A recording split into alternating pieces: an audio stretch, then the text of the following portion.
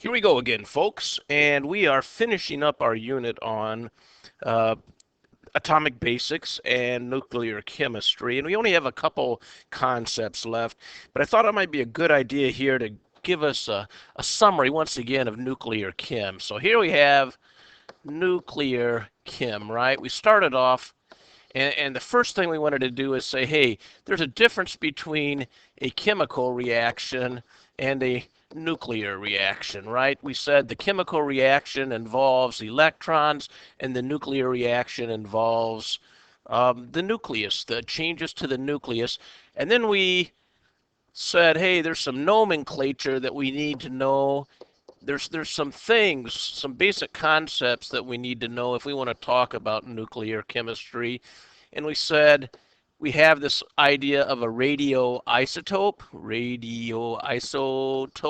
We said a radioisotope is essentially an element with an unstable nucleus, right? And anything above bismuth has an unstable nucleus. And then we talked about radioactivity, and we said that radioactivity is the spontaneous disintegration of an unstable nucleus. And then we talked about, well, I guess we should pull off here. We said radioactivity is the spontaneous disintegration of an unstable nucleus in which particles and or energy are emitted, right? And those particles and or energy is radiation, right? Radiation.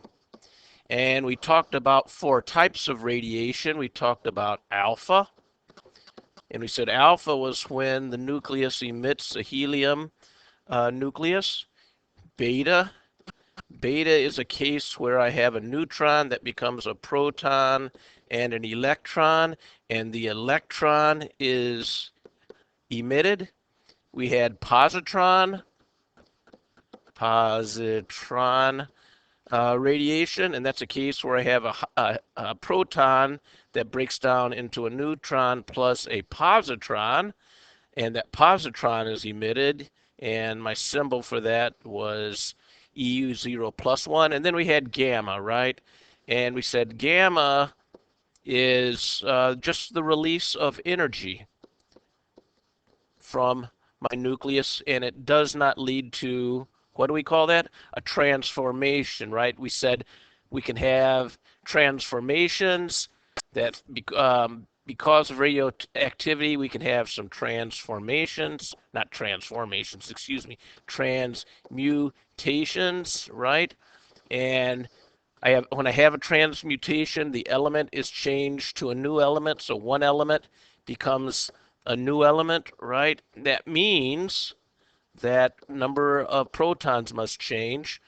And what else? We also talked about, hey, what are some causes of radioactivity? What causes a nucleus to be unstable? And we talked about external causes. And those are things like bombardment and capture. Like bombardment by a neutron, or capture of an electron, or capture of an alpha particle. And we said some causes can be internal, and that just means when nature made some of these, they were unstable. Why? Because they either have a high proton to neutron, proton to neutron ratio, or a high neutron to proton ratio. And we did say here, hey, internally, if you have an atomic number greater than or equal to, right? So greater than, how do I do greater than? There we go. Greater than or equal to 81, it is going to be unstable. Or at least it's going to be a radioisotope, right? Radioisotopes, right? If it's above bismuth, it's going to be a radioisotope. Good. What else? Well, I think that's just about all we've covered so far. And really, we have two more things we want to talk about. And I'm going to erase this here so I have a little bit of space. Good. Because it comes out of the idea of radioactivity. And um, I guess maybe I should come up here and say, no, we can also do one other thing. Maybe it's best if I say, hey, we can do nuclear equations, right? Nuclear equations, and that's where there's a mass balance between my mass numbers, right, and between my atomic numbers. So whenever I write a nuclear equation, I have to have my mass numbers equal.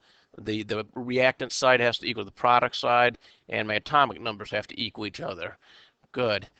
And so I guess there's one other thing we need to talk about here. Well, really two. We want to talk here, when we talk about radioactivity, we want to talk about half-life. And we want to talk about, I guess I would call it two forms. Well, not really there. I guess I would take this off my nuclear chem. We need to bring this down this way. And we want to talk about two specific forms of nuclear reactions, or two types. And that's where we're going now. We want to talk about two types. One of them is called fission, and one is called fusion. Okay, so if we look at our next consider, here it is. Consider the following nuclear reactions. I've got hydrogen 2 plus hydrogen 3 yielding helium 5. We call hydrogen 2 deuterium. We call hydrogen 3 tritium, and it forms helium 5. And then consider uranium 235 capturing a proton, or be bombarded by a proton, not a proton, bombarded by a neutron, and it makes tellurium 137 and zirconium 97 and creates two more neutrons. Which of these is fission? Which is fusion? So we have to understand then what is fission and what is fusion. Good. Two types of nuclear equations. Fission is when I have a large, and that's a relative term, nucleus,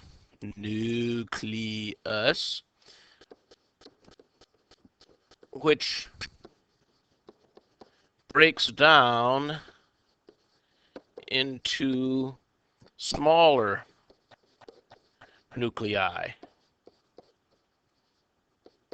Okay, so I have a bigger nucleus that breaks down into a smaller nucleus. Fusion's just the opposite. Fusion is smaller nuclei react with each other to form a larger nucleus. Okay, and fission is, examples would be kind of, for us, our nuclear power plants. Nuclear power is fission right now. It would be really nice if it were fusion, but unfortunately it's not. Fusion, hey, this is the sun and like the atomic bomb. Fat man and little boy, right? The atomic bombs were both fusion bombs. Not the atomic bombs. Sorry about that, folks. The hydrogen bomb. The hydrogen bomb.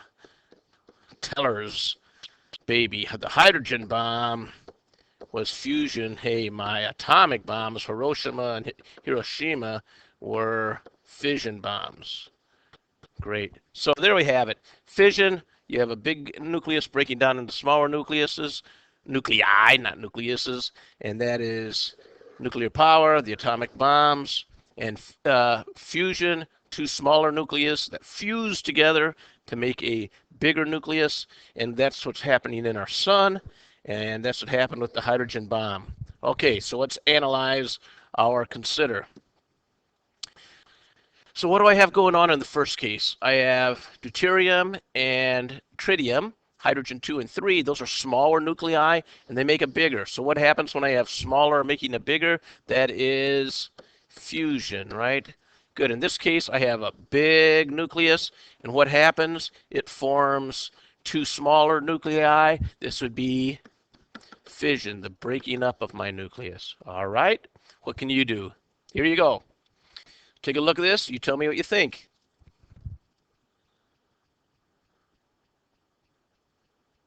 Well, what do you notice? I have plutonium-239, and what do I make out of that? Cerium-144 and krypton-94. That means I have one nucleus going to form two nuclei. That is what? That is an example of fission. Okay. Fission, fusion, piece of cake. Let's move on to the last concept. Here we go for the unit. I have 1.200 grams of uranium-238. The half-life of uranium-238 is 4.5 times 10 to the 9th years. Yow, that's a long time. How much of the uranium-238 remains after 4 half-lives? This looks kind of scary. I got some numbers here. Yep, and I have a big number there. That might scare me. And there's a new word, half-life. Oh boy, what is half-life? Well, let's go back to our notes. I did refer to that briefly. You can see here, half-life. Let us start off from half-life here, and let's learn a little bit about half-life. Half-life it's really a simple concept, folks. And you hardly need a calculator to do these when they are first order half-lives, and that's what they all are in Honors Chem or I-Chem. Half-life is a time, okay? Now, half-life, that's kind of the symbol.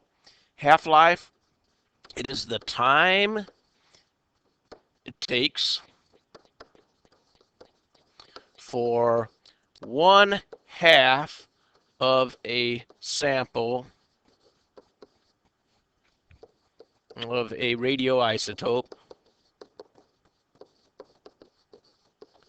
to decay. That's it. The time it takes for 1/2 of a radioisotope to decay. Good. Now, let's think about some problems that I could do with this. Let's say, I'm just going to make up some numbers. Let's say I have a radioisotope X, and I have 10 grams of that. Good. What happens in a half-life? Well, let's say 1 half-life. Here it is. There's 1 half-life. What happens in 1 half-life? Well, a half-life is what? The time it takes, the time it takes for half of the sample to decay. So if I start off with 10 grams, after 1 half-life, what happens? Half of that decays, meaning after 1 half-life, I have 5 grams. Good. How long then does it take for me to get to 2.5 grams? Well, it takes another half-life. How long does it take then for it to go to 1.25 grams? Well, it takes another half-life. You guys getting the idea? Each half-life reduces my amount by 2. Divided it by 2, reduces it by 50%. So let's take a question. Let's say I have 10 grams of something, and the half-life is equal to 2 days. Got it? How long until I have 1.25 grams? Well, in 1 half-life, I have 5 grams, right? So that's 1 half-life. In my second half-life, that's divided again by 2, right? So I get 2.5 grams. In my third half-life, I get 1.25. Notice I've just taken my 10 divided by 2, my 5 divided by 2, my 2.5 divided by 2, and each of those is a half-life. So how many half-lives does it take to go from 10 grams down to 1.25 grams? 1, 2, 3 half-lives, right?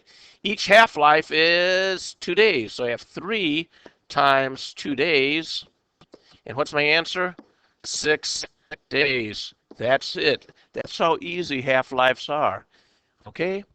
Good. Let's see what you can do. Let's do this first one together, and then we'll see what you can do on your own. How much of my uranium-238 remains after 4 half-lives? What do I start with? I start with 1.200 grams, right?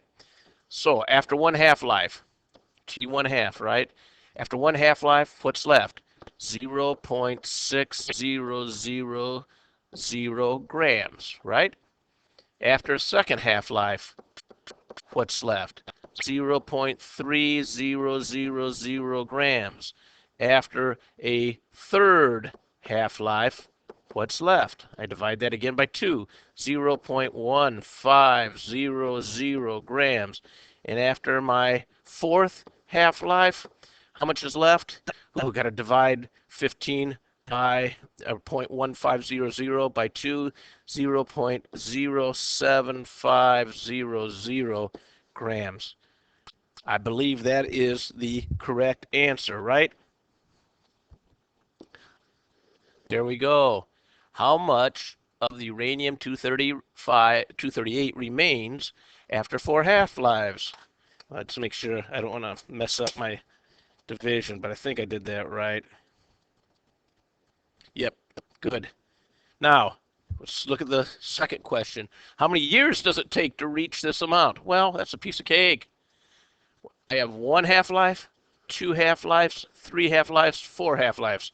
So I have 4 half-lives, and each half-life is how long?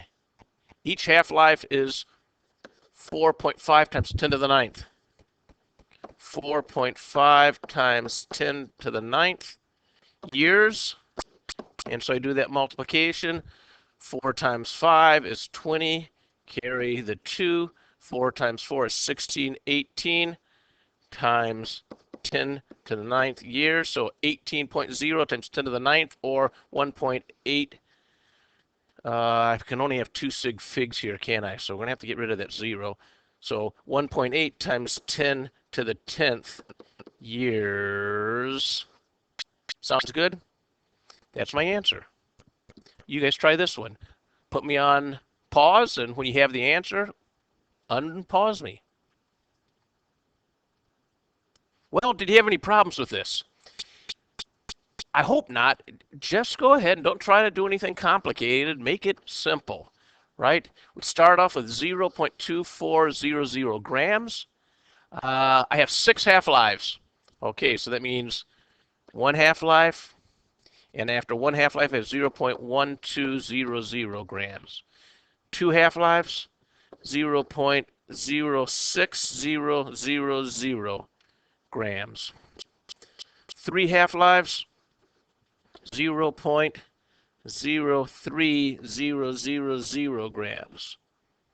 4 half-lives, 0.01500 grams. 1, 2, 3, 4, 5 half-lives, 0.00750 grams. And let's make sure I don't want to screw this up. Divided by 2. Yes, I can still divide by 2 in my head. Divided by 2. Just to be safe, 0.003750 grams. How much? I believe my answer is this. 3.750 times 10 to the what? 1, 2, 3 times 10 to the minus third grams remain, if I do that in scientific notation. How many years does it take? Well, we had what? 6 half-lives? 1, 2, 3, 4, 5, 6. I had 6 half-lives, and each half-life is how long? 4.5 times 10 to the 9th years. So that looks like what? 24 and 3, 27. So 27 times 10 to the 9th, or 2.7 times 10 to the 10th years. Does that make sense? 6 times 4.5 times 10 to the ninth. And sure does. Looks like a winner to me. Good. Next type of half-life question. Okay, we have 0.7248 grams of cobalt-60, and it tells me I have 0.04530 remaining after 21 years. What is the half-life? Okay, here's the way I work this kind of problem. I have a starting amount, and I have an ending amount, and I have a total number of years. So, here we go. This is my total years. I have 21.2 years, right? Good. Now, what do I start with? 0.7248 grams. First thing I want to do is divide this into 2, right? So when I divide this by 2, that's 1 half-life. So here's 1 half-life. So I have 0.7248, divide that by 2, and I get 0.3624 grams. Is that what I want? No. So let's divide that by 2. So that's going to be another half-life, right? So divide that by 2. So divide that by 2, and what do I get? I get 0.1812 grams. Is that what I want? No, it's not. So what do I have to do? Divide that by 2. That's another half-life. So I divide that by 2, and I get 0.09060 grams. Is that what I want? No, I want 0.4530. So I have to divide that by 2. And when I divide that by 2, and what do you think I get? I get 0.04530. Woohoo! That's what I want. So how many half-lives did it take me to go from here to here? Well, there's 1, 2, 3, 4. So it took 4 half-lives. Now, that means what? 21.2 years equals 4 half-lives, right? So what does 1 half-life equal? Well, what am I going to do? I'm going to divide both sides by 4. Since it takes 4 half-lives to get 21.2 years, then 1 half-life is 21.2 years divided by 4. Yoink! 5.30 years. Good, good. Hey, just off of the side, why do I have 3 sig figs here when I have only 1 sig for this 4? Well, this 4 is a count. 1, 2, 3, 4, 5. It's a count, and counts have infinite sig figs. They are not measurements, so they don't affect our significant figures. Since I have 3 sig figs here, and I divide by a count of 4, I need to have 3 sig figs in my answer. So 5.3 years. Here we go. You do the last one of the unit. This is it. Put me on pause. Well, you get it? We start off with 2.424 grams, and they tell me how much remains at the end, and that the total is what? 11.47 days. Good. So what am I going to do? I divide by 2 here, and that'll give me my first, after 1 half-life, 2.424 divided by 2 gives me 1.212 grams. That's 1 half-life, right? Another half-life. Divide that by 2. 0.606 grams. Oh, sorry, folks. Excuse me. And divide that by 2. I know that had to sound really nice, but I get 0.3030 grams after that half-life. Is that what I want? Hey, that's what I want. Look at. Woohoo! Good. How many half-lives did that take? 1, 2, 3. It takes 3 half-lives, 3 T1 halves to go from 2.424 grams to 0.303 grams. And that total is equal to my 11.47, right? So I have 3 half-lives equal 11.47. So what does 1 half-life equal? Well, 11.47 divided by 3, and I get, not that right, that's completely wrong. 11.47 divided by 3, and I get, how about 3.823 days? That's it. I hope you all can handle this. Give it some practice, do the homework, and then you're ready for the quiz. And you are now nuclear chem experts. Ciao.